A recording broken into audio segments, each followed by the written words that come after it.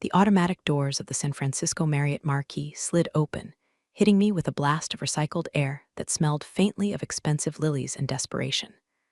I was running on 3 hours of sleep, a red-eye flight from Zurich that had been delayed twice, and a strict diet of stale pretzels. I wasn't wearing my usual armor. No tailored blazer, no heels sharp enough to puncture an ego, no sleek blowout. Just a charcoal hoodie, nondescript black leggings, and a pair of running shoes that had seen better days.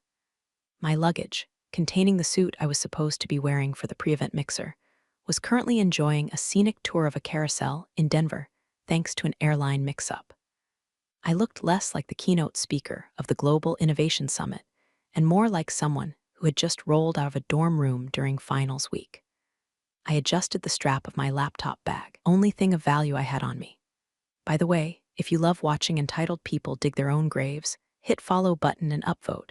It fuels my soul almost as much as fresh coffee, and trust me, this gets good. Anyway, I walked toward the check-in desk, my mind already rehearsing the opening lines of my speech on algorithmic ethics and the erosion of digital privacy. I was in the zone. I was calculating the pacing, the pauses, moment I would drop the statistics that usually made the C-suite executives in the front row squirm in their Italian leather chairs. Hey, you. Yeah, you. The voice was nasally, loud, and dripped with the kind of unearned confidence that usually comes from being 22 and having a father who golfs with the hiring manager. I stopped and turned. Standing there was a young man who looked like he had been manufactured in a factory that specialized in finance bros. He was wearing a navy blue suit that was a shade too bright, brown shoes that were too pointy, and a name tag that hung crookedly from his lapel. He was checking his watch, a bulky, gold-colored thing that looked heavy enough to anchor a small boat, and tapping his foot impatiently. I looked around, assuming he was shouting at a bellhop or perhaps a friend. But we were the only two people standing in that specific stretch of marble flooring between the entrance and the elevators. Me, asked, my voice raspy from the flight. Yes, you, finally. I've been waiting for 10 minutes, he snapped, rolling his eyes. He gestured frantically at a cluster of silver hard-shell suitcases stacked next to him. Grab my bags, driver. The car is out front, right? Black SUV? I'm already late for the VIP mixer, and if I miss the opening networking hour, my boss is going to kill me. I stared at him. Sheer processing power required to understand what was happening took a moment. He thought I was his Uber driver, or a private car service. He saw a woman in a hoodie, no makeup, standing near the door, and his brain, clearly running on a deprecated operating system, categorized me as service staff. I'm not, I started to say, intending to politely correct him. I was going to say, I'm not your driver, I'm actually the reason you're here. He cut me off with a sharp hand wave, a dismissal so casual it was almost impressive. Save the excuses. Just load the trunk, and be careful with the carry-on, it has my laptop in it. Unlike you, I actually have work to do. Something in my chest clicked. It was a cold, metallic sound. It was the sound of the nice Lena protocol shutting down and the executive Lena defensive systems coming online. I looked at his face. He wasn't even looking at me. He was scrolling through his phone, likely checking crypto prices or texting a frat brother about how much he was going to crush this conference. He picked up the smallest bag, a leather messenger satchel, and literally tossed it at me. It wasn't a handoff, it was a throw. I caught it by reflex, clutching the leather against my chest. The audacity was physical. It had weight. Chop, chop, he muttered, not looking up from his screen. I don't tip for slowness. Lobby seemed to go quiet. A few people near the concierge desk turned their heads. I saw a woman in a business suit pause, her coffee cup halfway to her mouth, eyes widening as she processed the scene. She looked at him, then at me. She seemed to sense the energy shift, the static electricity building in the air. I held the bag. I looked at the monogram on the flap, BTJ. Bradley, Brad, Brent. It didn't matter. He was a variable in an equation I was about to solve. I didn't say a word. I didn't correct him. I didn't throw the bag back. I didn't scream, "Do you know who I am?" The refuge of the insecure. Instead, I let a calm, icy silence settle over me. It's a trick I learned in boardrooms filled with men who interrupt me. Silence is louder than shouting if you hold it long enough. He finally looked up, annoyed that I hadn't moved. What is your problem? Do you not speak English? The car. Go. I looked him dead in the eye. Didn't blink. I channeled every ounce of authority I had earned over 20 years in Silicon Valley, every patent I held, every piece of legislation I had helped draft. I let him see the intelligence behind the exhaustion. For a split second, a flicker of doubt crossed his face. His reptilian brain sensed a predator, but his conscious brain was too blinded by bias to interpret the signal. "Fine," I said softly. I turned around, holding his bag. "Finally," he huffed, grabbing the handles of his two large rolling suitcases. "Lead the way." I walked toward the revolving doors, but at the last second, I veered sharp left toward the security access door, the one marked authorized personnel only. I knew the layout of this hotel. I'd keynoted here 3 years ago. "Hey, where are you going? The exit is that way," he shouted. I didn't look back. I swiped my temporary digital pass, which I had downloaded to my phone while waiting for my luggage, against the reader. The light turned green with a cheerful beep. I pushed through the door into the employee corridor, clutching his leather messenger bag. The heavy door swung shut behind me, engaging the magnetic lock with a heavy thud, cutting off his confused shouting. I stood there in the quiet, carpeted hallway used by staff and VIPs. I looked down at his bag. I wasn't stealing it. Oh no, I was simply securing it. I walked down the hallway toward the freight elevator that led to the executive suites. I could hear the faint, muffled sound of him banging on the security door from the other side. "Open up, you have my bag." "Hey," I pulled out my phone and texted the event director, Sarah. "I'm here," came in through the back, had a slight issue with a confused attendee in the lobby. "I'll explain later. Also, I have a hostage." I smiled for the first time that day. Exhaustion evaporated, replaced by the adrenaline of the hunt. He wanted me to handle his baggage. Fine. I was going to handle it. I was going to handle it in front of 3,000 people. I stepped into the elevator and pressed the button for the penthouse floor. As the doors closed, I whispered to the empty car. "Buckle up, BTJ." The freight elevator hummed smoothly, a stark contrast to the chaotic energy of the lobby I just left behind. I leaned back against the polished metal wall, BTJ. Leather bag still clutched in my hand. It smelled of cheap cologne and desperation. Curiosity got the better of me. I wasn't going to snoop through his personal digital life. I have ethics, after all, but the external pockets were fair game. I unbuckled the front flap. A stack of business cards tumbled out. Brad T. Jenkins, visionary, disruptor, growth hacker. I monetize mindsets. Actually laughed out loud. I monetize mindsets. It sounded like something an AI trained exclusively on LinkedIn influence hustle posts would generate. Below the text was a QR code that I assumed led to a portfolio of regurgitated crypto advice. The elevator dinged, opening onto the 40th floor, the VIP staging area. The atmosphere here was rarefied air. The carpet was thicker. The lighting was warm and golden. The sound of the city below was entirely absent.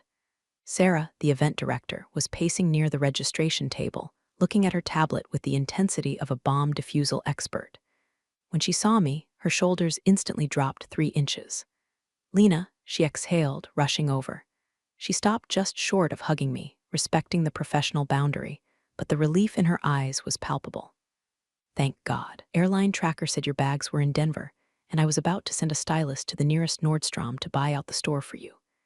"Denver is lovely this time of year," I said dryly, shifting the strange man's bag to my other shoulder. "But I think I'll manage. I have a backup outfit in my carry-on, assuming that wasn't lost too." Sarah frowned, looking at the messenger bag. "Is that yours? It doesn't look like your style." "This?" I patted Brad's bag. "This is collateral." Ran into a bit of a situation downstairs. Some young man mistook me for driver and insisted I take his bag, so I did. Sarah's eyes went wide. "You're joking, I wish." "He threw it at me, Sarah. Literally threw it." Sarah's face hardened.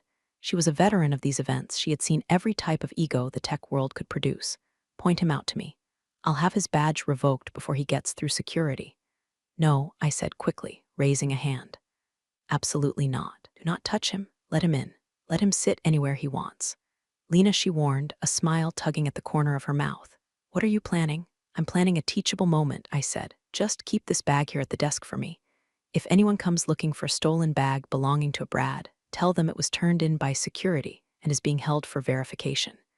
Make him sweat." I handed the bag over to her assistant, who handled it like it was radioactive. I said, straightening my hoodie, "I need a shower and 10 minutes of silence before I have to be the Lena." "Right this way," Sarah said, guiding me down the hall. As we walked, we passed the VIP lounge. Through the glass doors, I could see the titans of the industry. There was the CEO of the largest chip manufacturer in the world, sipping espresso.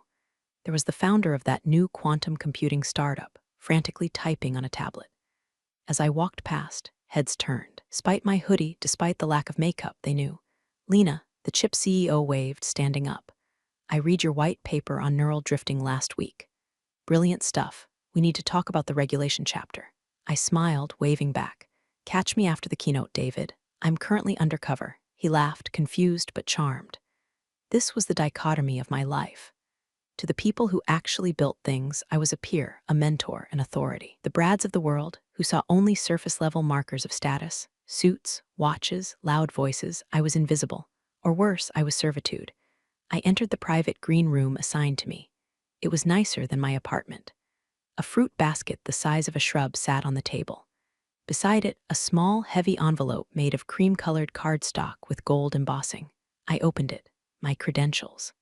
Lena K. Keynote speaker access. All areas/universal. I clipped the heavy laminate badge to my hoodie. It felt like putting on a shield. Meanwhile, 40 floors below, I knew exactly what was happening. Brad was likely screaming at the front desk. He was probably berating a minimum wage employee about the incompetence of the driver. He was digging his hole deeper, shovel by shovel. I took a shower in the private in suit, washing off the airplane grime. I changed into the backup outfit I'd packed in my backpack, a simple, severe black turtleneck and wide-leg trousers. Minimalist, Steve Jobs but with better fabric. I pulled my hair back into a tight, severe bun. I looked in the mirror. The tired traveler was gone. The shark had arrived. I checked the event app on my phone to see the schedule.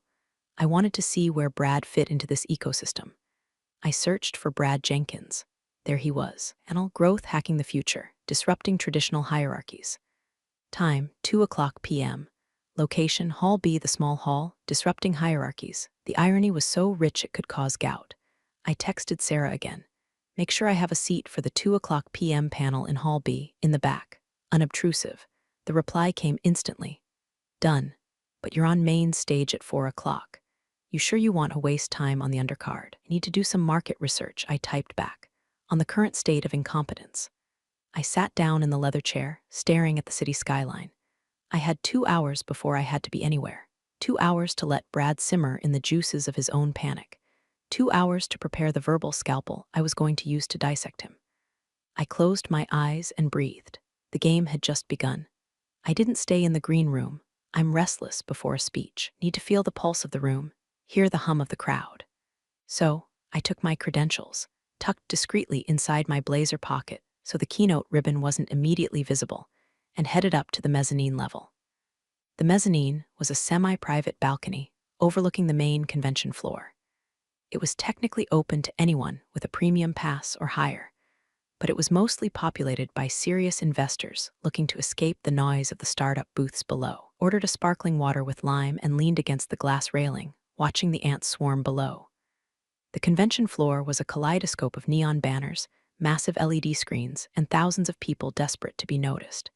Excuse me, is this seat taken? I stiffened. I knew that voice. The nasal whine was unmistakable. I turned slowly. Brad was there. He looked frazzled. His tie was slightly askew and he was sweating.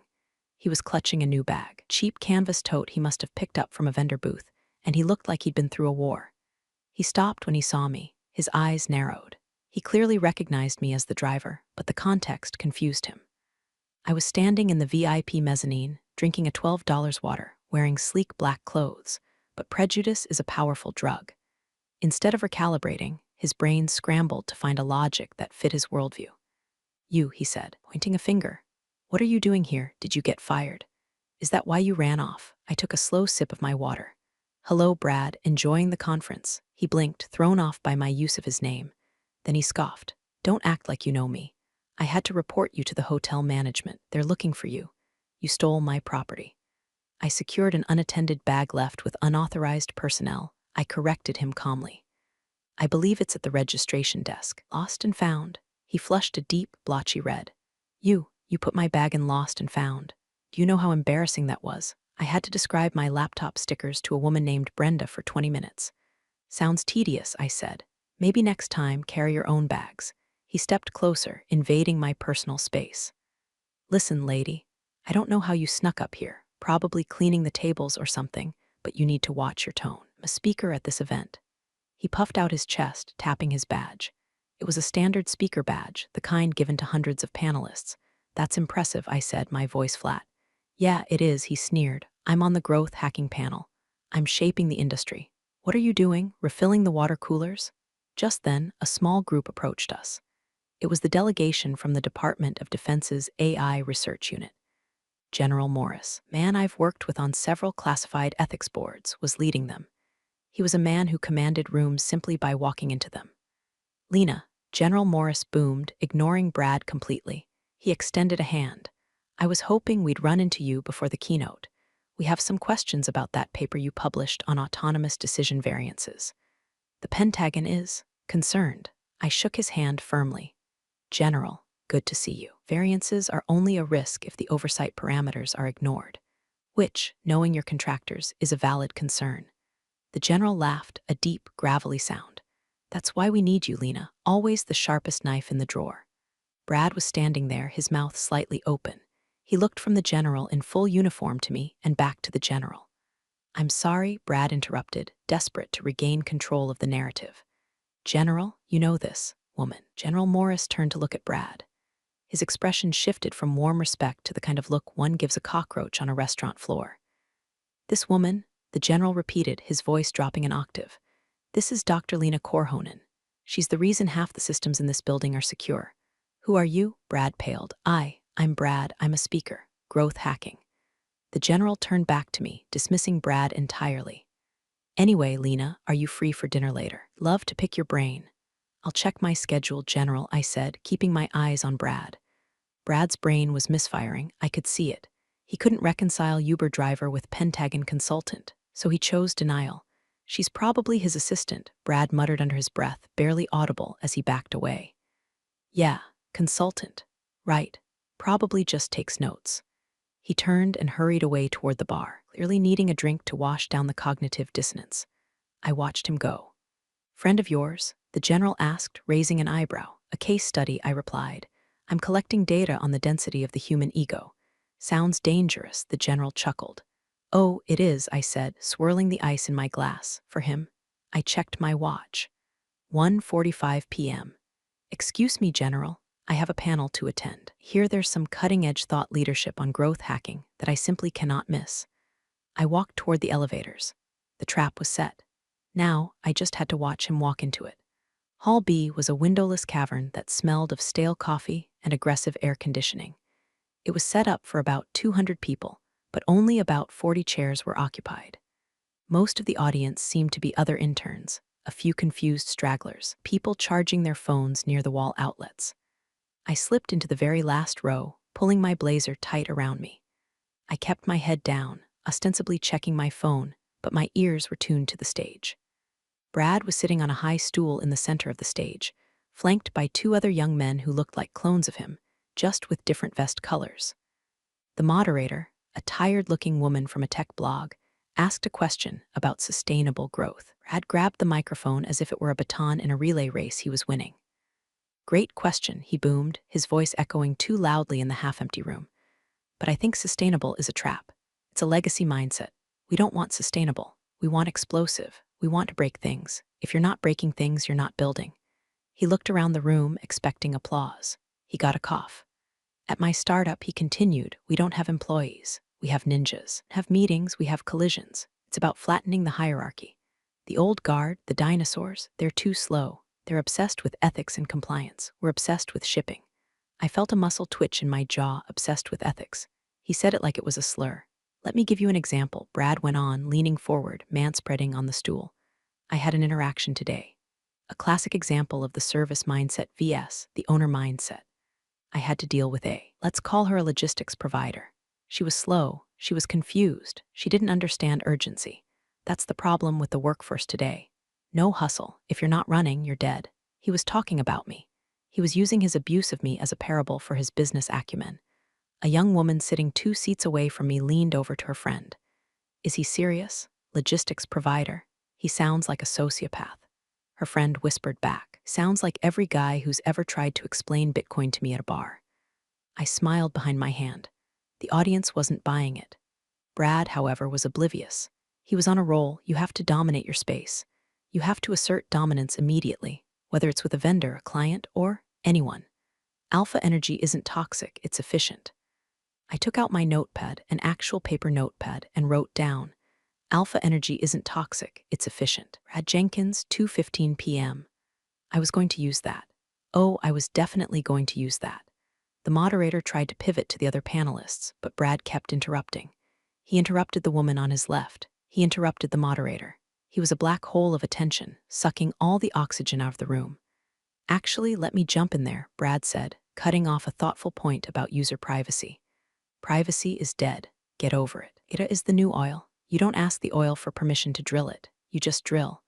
A collective groan rippled through the room. The woman next to me shifted. She glanced at me, then did a double take. She looked at my profile, then down at the phone in her lap. I saw her screen. She had the conference website open. My face was on the banner. She looked back at me, her eyes widening to the size of saucers. Wait, she whispered, her voice trembling slightly. Are you? I turned to her and put a single finger to my lips. SHHH. She gasped, covering her mouth with her hand. She nudged her friend violently. It's her, she hissed. It's Lena Korhonen. She's sitting right there. The friend looked. No way, why would she be at this panel? She's watching him, the first woman whispered. Oh my God, look at her face. He's dead. He's so dead. The whisper spread. It moved like a wave through the back rows. Lena Korhonen is here. She's in the back. She's watching Brad. Heads started to turn. People stopped looking at the stage and started looking at me. Phones were raised, cameras pointed surreptitiously in my direction. Brad, up on stage, noticed the shift in attention. He thought they were finally captivated by his brilliance. He stood up and walked to the edge of the stage. See, you're feeling it, he said, spreading his arms. That's the energy I'm talking about, disruption. He had no idea. He was preening for an audience that was currently watching the executioner sharpen her axe. I stood up quietly. I had enough material. The alpha energy quote was the nail in the coffin. I nodded to the two women next to me. They looked at me with a mix of awe and terror. Enjoy the rest of the show, I whispered. I walked out of the hall. The air in the corridor felt cleaner. I checked the time. 3:00 p.m., 1 hour until showtime. Brad's panel ended in 10 minutes. Would be heading to the main hall soon, expecting to watch the keynote. He probably thought he could network his way into the VIP section. I headed back to the green room to put on my microphone. It was time to switch from observation to action. The main hall was a beast. It seated 3,000 people, and it was standing room only.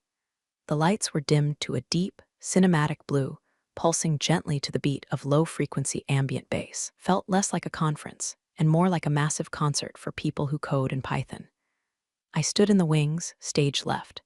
The stage manager, a guy named Mike with a headset and a clipboard, was counting down. 2 minutes, Lena. You look great. Killer suit. Thanks, Mike. I peeked through the curtain. The front row was reserved for diamond tier attendees and speakers. And there he was. Brad had somehow weaseled his way into a seat in the second row, right near the center aisle. He was beaming. He was chatting up the person next to him, who looked like a senior engineer from Google, probably trying to pitch his mindset monetization strategy. He looked relaxed. He looked like a man who had gotten away with it. He had his phone out, ready to record the keynote, likely to post it later with a caption about how inspired he was. The announcer's voice boomed through the massive speaker array, shaking the floorboards. Ladies and gentlemen, please welcome our keynote speaker. She is a Turing Award nominee, the architect of the sentience protocols, and the CEO of Ethelgard Systems. Please welcome Dr. Lena Korhonen. The applause was thunderous. It washed over me like a physical wave. I took a deep breath. I walked out. The lights hit me, blind white spotlights that made it impossible to see the back rows, but illuminated the front rows with terrifying clarity. I walked to the center of the stage. I didn't smile. I didn't do the humble wave. I stood there, center stage, hands clasped behind my back, radiating absolute stillness. The applause began to die down, fading into an expectant hush. I looked down. I found him immediately. Brad was clapping, a polite, networking smile on his face. Then he really looked at me. I saw the moment the neurons connected. I saw the signal travel from his optic nerve to his visual cortex, access his memory of the driver in the lobby, cross-reference it with the woman on stage, and trigger a catastrophic system failure. His hands stopped moving mid-clap. His mouth fell open, not in a figure of speech, but literally. His jaw unhinged. He squinted, as if hoping it was a trick of the light, as if hoping I was a twin sister. I locked eyes with him. I tilted my head slightly, just a fraction of an inch, the same way I had looked at him in the lobby when he threw the bag. Recognition slammed into him like a freight train. He turned to the guy next to him, the Google engineer, and mouthed something. It looked like, "That's her." The engineer looked at Brad, then up at me, then back at Brad. The engineer pulled away slightly, sensing the radioactive panic radiating off the intern. A murmur started in the front rows.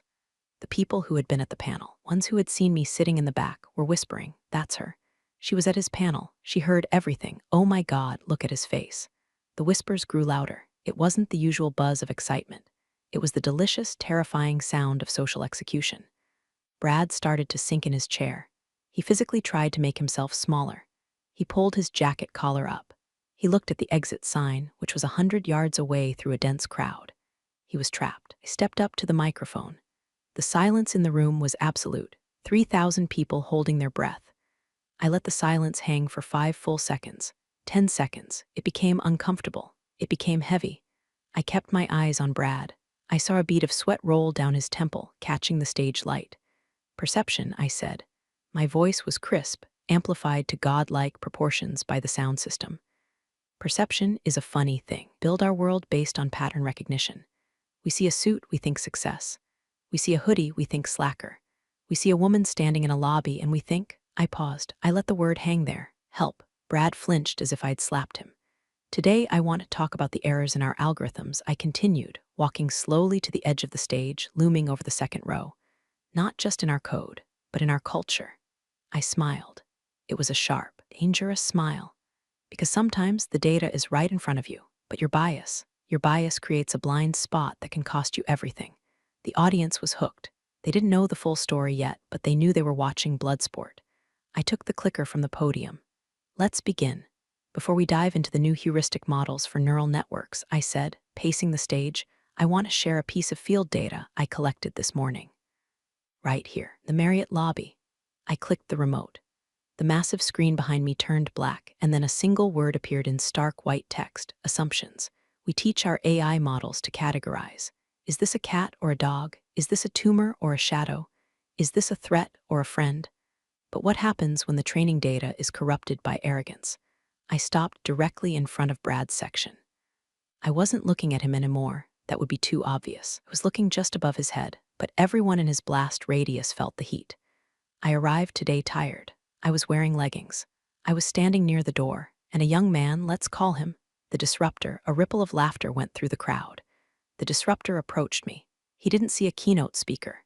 He didn't see a human being. He saw a function. He saw a mechanism to move his luggage from point A to point B.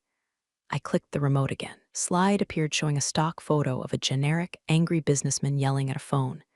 "He threw his bag at me," I said. The audience gasped. A collective, sharp intake of breath. Literally threw it, and he commanded me to drive him. When I hesitated, he didn't question his assumption. He doubled down. He questioned my competence. He questioned my language skills. "Boo," someone shouted from the back. Now, I continued, voice dropping to a conspiratorial whisper. Could have corrected him. I could have said, "Sir, I am Dr. Lena Korhonen, and I have more patents than you have years on this earth." Cheers erupted. A few people stood up, but I didn't, because I wanted to see how far the error would propagate. I wanted to see the runtime of his ignorance, so I took his bag. I clicked the remote. The screen changed to a photo I had taken in the elevator, a close-up of the leather bag with the monogram BTJ. Brad let out a small, strangled sound. He was holding his head in his hands. "I took the bag to a secure location," I said.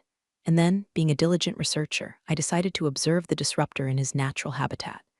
I went to a panel this afternoon, a panel on growth hacking. I pulled my small paper notepad out of my pocket. I took notes, I said. There was a fascinating hypothesis presented.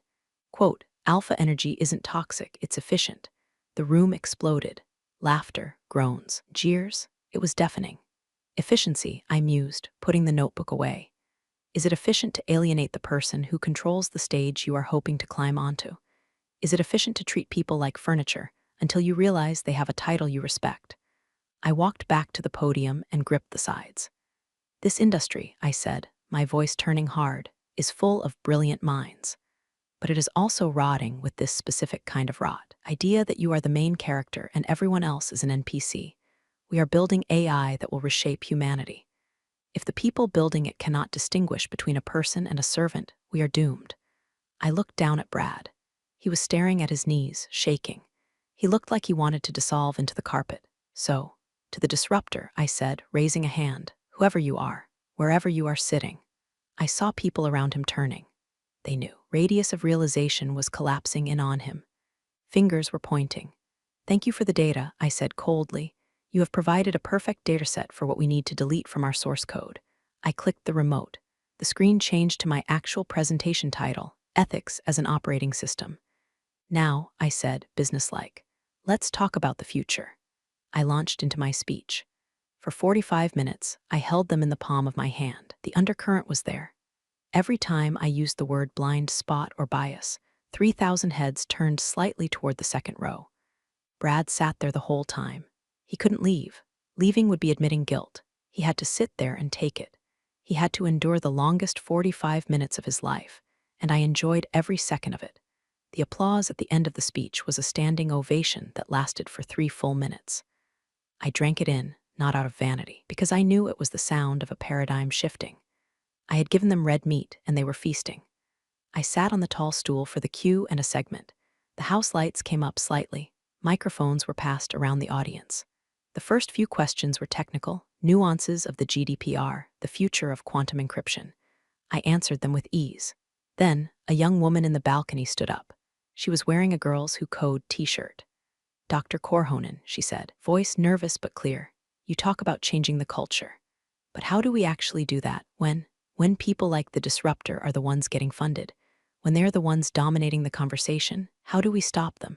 The room went silent. It was the question everyone wanted to ask. I looked at her. We stop tolerating it, I said. We stop thinking that arrogance is a proxy for competence. And we stop letting them in the room. I looked down at the second row. Brad was looking up at me now. He looked like a cornered animal.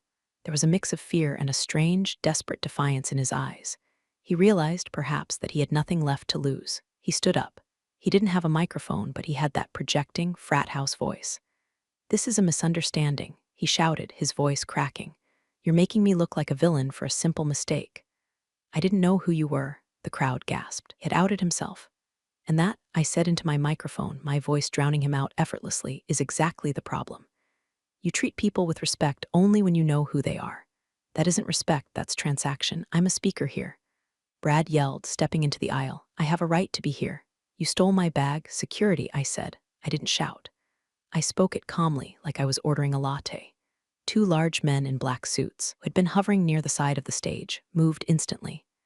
They were professional, swift, and looked very tired of people like Brad. I'm a VIP, Brad sputtered as the first guard reached him. Get your hands off me. Do you know who my father is? I leaned into the mic. And for those who assume roles based on appearances, I looked directly at the camera streaming to the giant screen.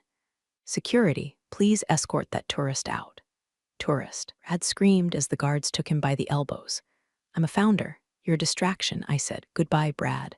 The guards lifted him, not literally off the ground, but with enough force that his feet were moving faster than he intended. They marched him up the center aisle. The audience didn't just watch. They started to clap.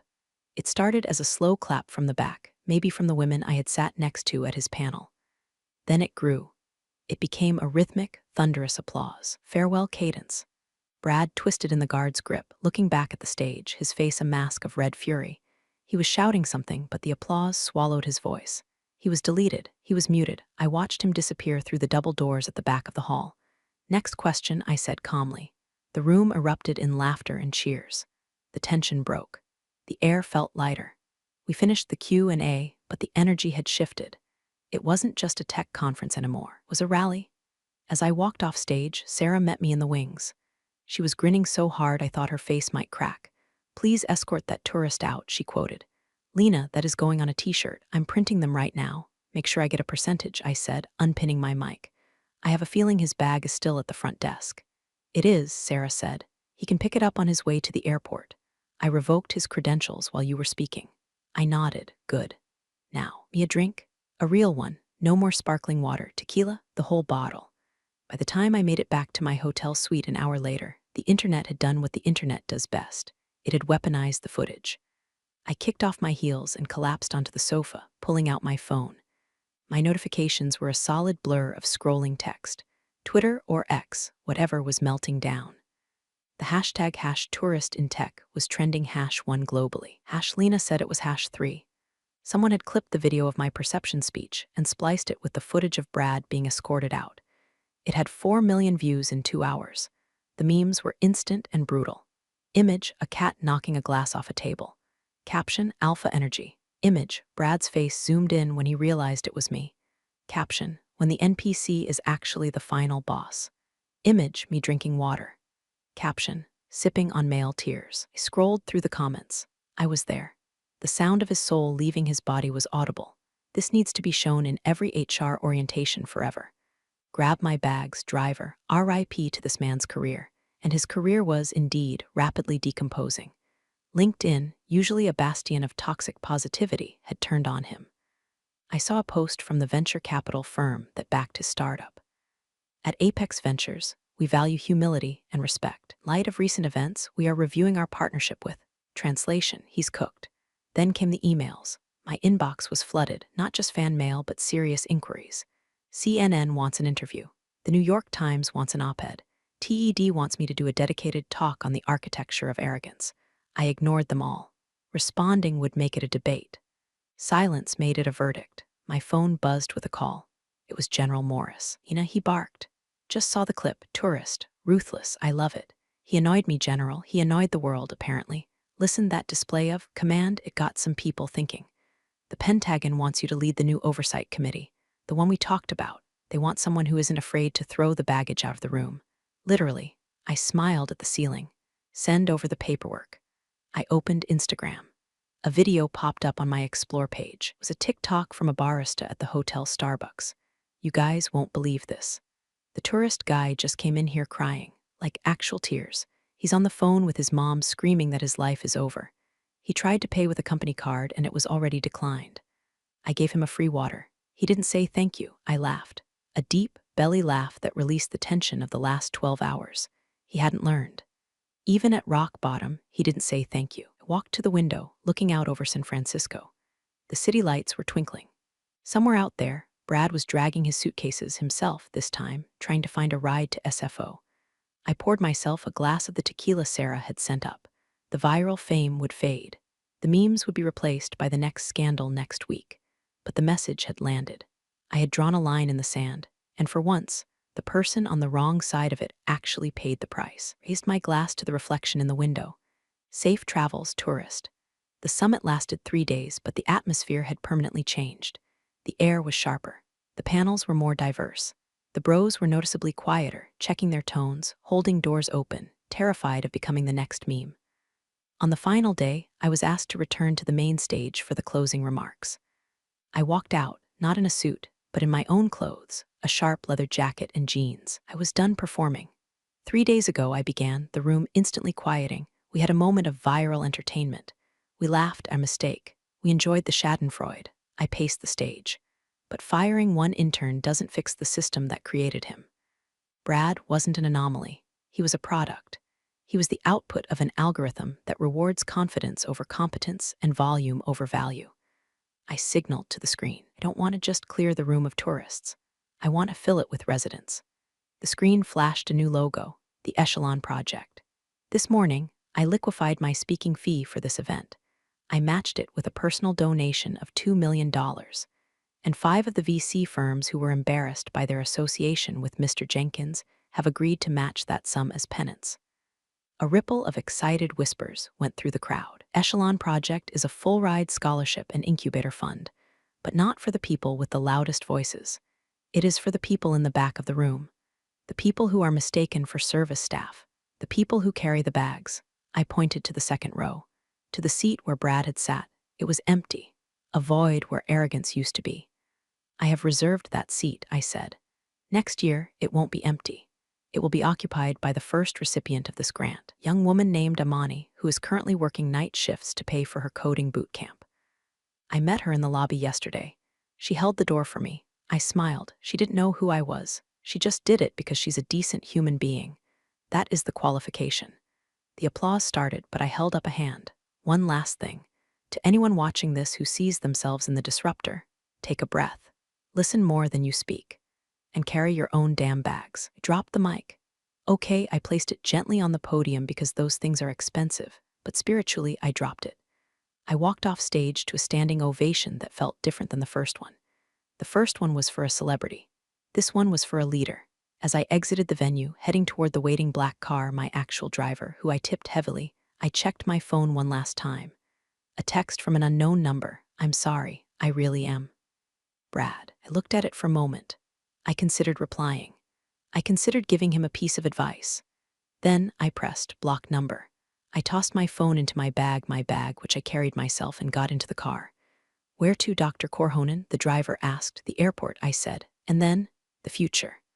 The car pulled away, leaving the hotel, the summit, and the ghost of Brad Jenkins in the rearview mirror. We were all healed.